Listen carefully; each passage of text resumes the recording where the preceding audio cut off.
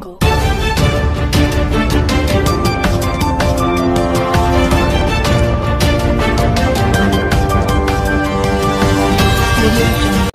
मी इर्शाद पटेल ताजा हालात news live मध्ये आपल्या सर्वांचे स्वागत करतो। आपण पाहता ताजा हालात न्यूज लाईव्ह।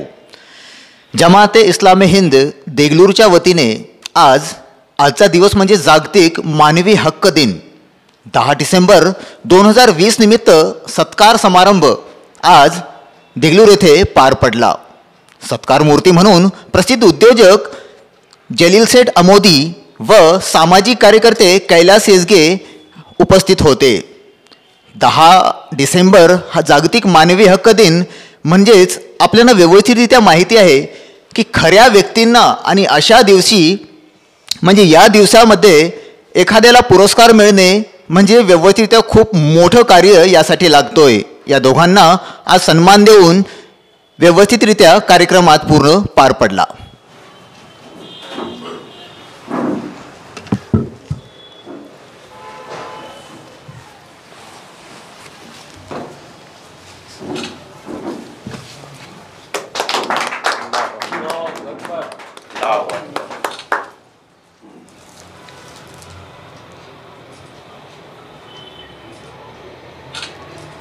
यानंतर आज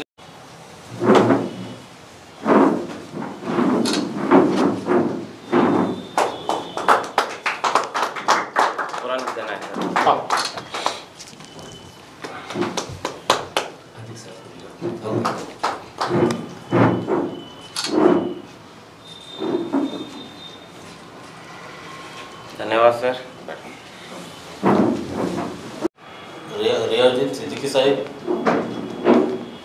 मिर्जा यूसुफ बेग साहेब जिल्हाध्यक्ष जमाते इस्लाम, सत्कार मूर्ती देगलूर शहराचे उद्योगपती अब्दुल जलील सेठ, आमचे मित्र सत्कार मूर्ती कैलास येसगे साहेब, संयोजक रईस सर, इंजिनियर कासिम साहेब, या ठिकाणी उपस्थित असलेले सर्व माझे गुरुजन वर्ग, देगलूर नगरपालिकेचे गटनेते शेख महमूद, देगलूर नगरपालिकेचे नगरसेवक निसारभाई, आमचे मित्र पाशाभाई, या ठिकाणी उपस्थित असलेले सर्व गुरुजन वर्ग, आमचे नईम अंजुम साहब आणि सर्व पत्रकार बंधू।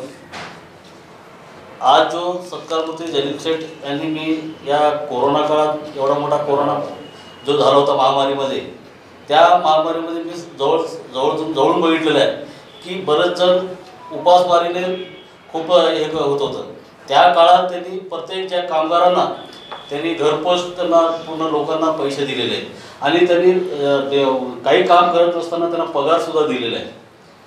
आणि एवढ्या मोठ्या काळात त्यांनी प्रत्येकाने फक्त त्यांच्या एम सोडून कारागीर सोडून बाकी मी बऱ्याच गोष्टी बघितलो की आमचे कैसर देसाई यांनासुद्धा त्यांनी सिद्धार्थनगरच्या लोकांना गौतम नगरच्या लोकांना सुद्धा प्रत्येक माणसाला जो गरीब लोक आहेत त्या लोकांना त्यांनी सर्वांना पैसे यांनी स्वतः पैसे देण्यासाठी पाठवून दिलेले। फक्त मुस्लिम समाज सोडून देगलूर शहरात सर्वात मोठं काम कोणताही समाज असतो त्यांनी दिवस रात्र काम करत असतात।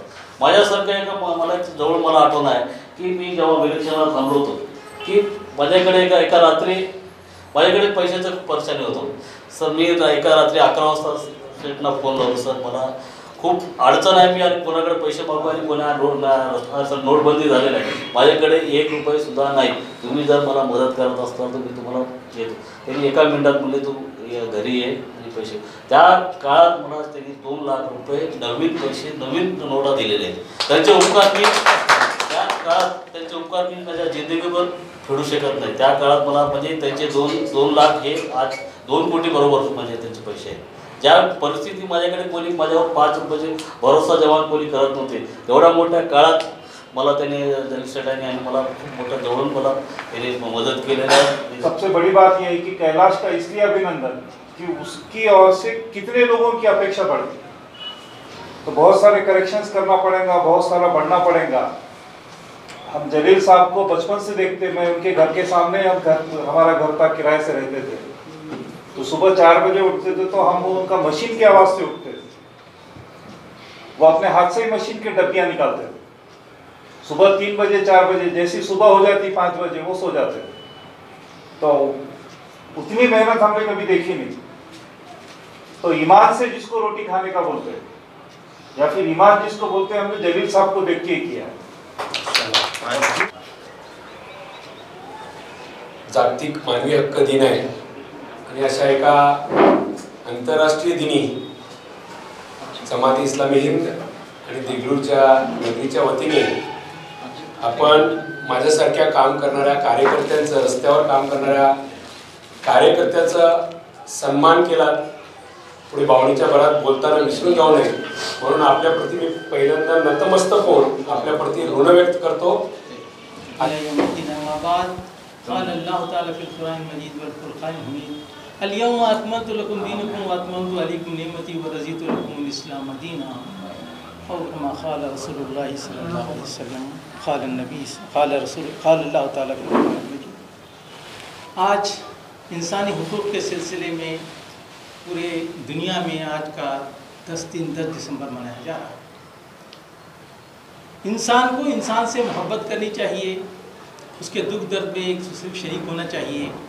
ये इंसानियत का तुर इम्तियाज़ है, चुनाचे ये इंसानियत का जेवर है। जब तक कि इंसान इंसान से मोहब्बत करता रहेगा, उसके दुख दर्द में शरीक होता रहेगा, जब तक इंसान के दिल मिले रहेंगे और मोहब्बत रहेगी। और ये मोहब्बत ही दरअसल इस दुनिया का नूर है और इस दुनिया की जो है खुशी है।